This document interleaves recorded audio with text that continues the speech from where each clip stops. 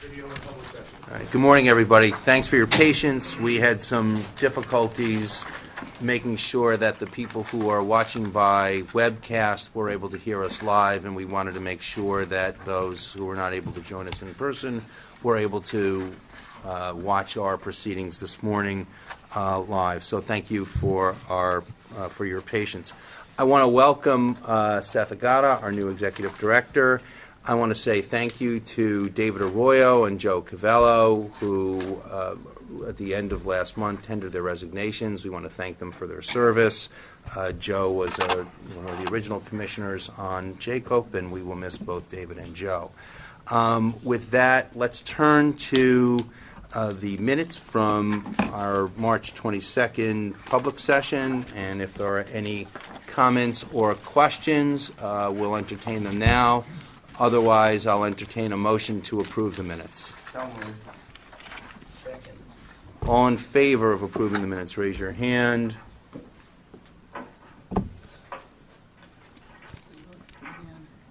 Any opposed? Seeing none, the minutes are approved unanimously. Seth, we've got a couple of items from the staff that we'd like to get some reports on. Can you walk us through those, please? Certainly. End of the year financial report. I think Steve Bowen's going to do a presentation on that for us now. Yes, thank you. For the fourth quarter fiscal report in fiscal year 15-16, we spent just over $838,000 in personal service, which amounts to a year-to-date total of just over $3,479,000. Essentially, we spent 78.7% of our cost for ceiling.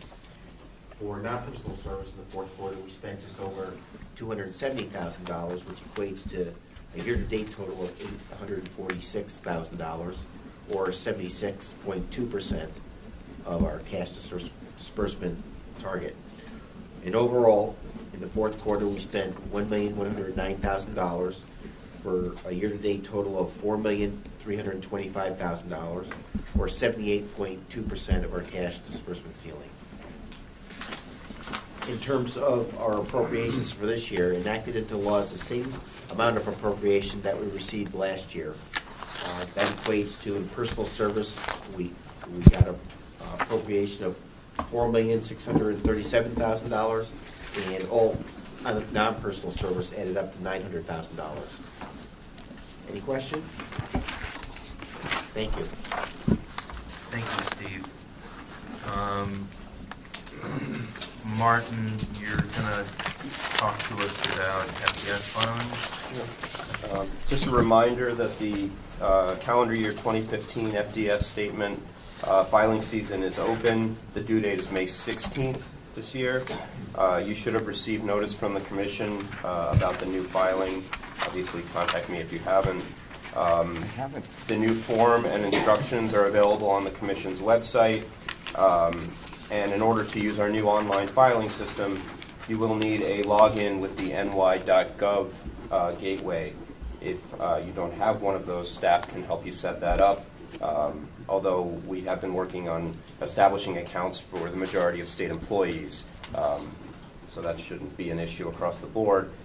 We expect approximately 27,000 filers again this year, a materially constant number over the last few years. The agencies across the state and ITS have been great in helping us get filers enrolled in the new system, transitioning records, and my staff is busy on the phones as we speak, and they'll be there through May 16th. So if you have any questions, don't hesitate to call or email me. What kind of feedback, either formally or informally, are we getting on the new system? I think other than some issues with getting folks into the ny.gov gateway, feedback's been good as far as filing the forms. Okay. But getting in is obviously a threshold question. Yeah. The real test is how the commissioners will fare in doing it, and see if we can navigate it without issue. Thanks. Any questions for Martin? Okay. Schedule. Schedule, new and other business. All right. Tab C. So tab C, we've circulated the schedule over the last several months, and I know there's one date in particular that some folks have a question about, which I think we're going to try to work through so that everybody can be accommodated. That's the meeting at the beginning of August. When is our July meeting?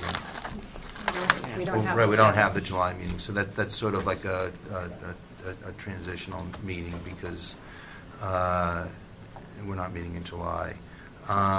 But for those who have a question about that particular date, we'll continue to figure it out. I mean, that's a tough month because people have, I think, a lot of personal obligations that month, but we will endeavor to do the best we can to figure out that date. Other than that, do anybody have any questions about any of the other dates? Okay, all right. Well, I think we can go forward and lock those dates in, other than the August date, which we'll continue to see what we can do about. Okay, all right. Unless there are any other comments or questions in new business, I would entertain a motion to go into executive session pursuant to Executive Law 94, subsection 19B. So moved. All in favor?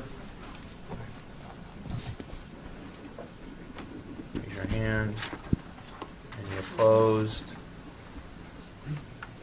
Seeing none, the motion's granted.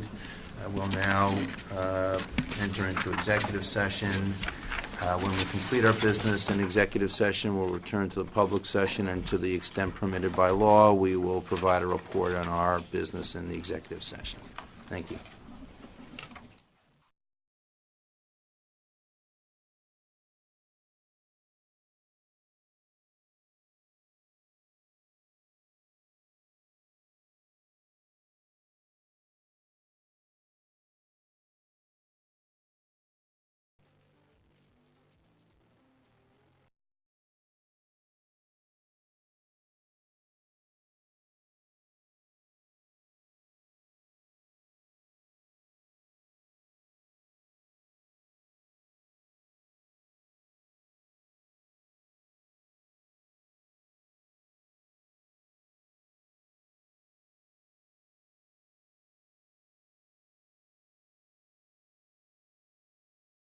Upstate Medical Center to the New York Attorney General for a possible criminal prosecution.